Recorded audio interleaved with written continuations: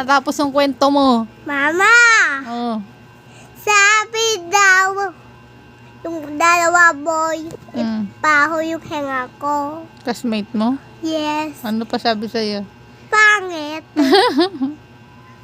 Tsaka sabi niya ay ito pambuhat ko. Baho yung henga ko. Baho nga ba? Apo. Yok. Ano pa kwento mo? Alasija. Ano pa kwento mo? Patutulogin na kita. Sabi daw, classmate ko. Ang ganda yung mama ko. Wow, ano pa? Tsaka, sabi daw, Stormy ulit, ang ganda naman yung mama mo, sobra. Oo eh. Tsaka, ang laki naman yung tatay mo. Tsaka, yung kuya mo, sabi daw, classmate ko, yung si Oika, si Mariko, ipangit yung kuya mo, Amber. Tsaka, imbaho yung henga. Tsaka si Lexi, tsaka si Parke, tsaka si Stormy, tsaka si Zia, tsaka si Kulihay. Yun. Classmate namin yun. Bago na yung classmate namin. May bago kayong classmate. Joke lang. Wala. Dapat nilipat ka na upuan. Wala. Kasi? Kasi, Kulit ka. ingay. Ingay ka?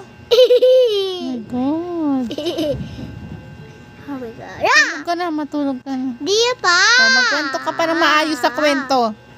Mama, sabi daw isa si Lexi ang ganda, ikaw. Oo na, ano pa? Sabi daw sa akin, Lexi ang ganda naman ikaw, Amber. Ikaw, maganda. Maganda naman kayo eh. Lahat Tsaka, kayo. sabi daw, alam mo ba si Huwag ka Stormy? kasi tumingin sa ano. Sabi daw, Stormy. Sabi niya sa akin, ilagay ko yung mic na baon mo, ba't Anong mic? milk Milk? for healthy for the chan. Tsaka, talagay niya tabaon niya, tsaka tait niya ang baboy. Tsaka nabigay, Baka cereal yan. yay! O cereal naman pala yun. Tsaka talagay niya, isa, tsaka dito, tsaka dito. Madami tayo niya, tayo mo niya, matulog ka na. baboy! Uy, wag! Ang dami mo kwento. Hindi na natapos ng kwento mo. Apa!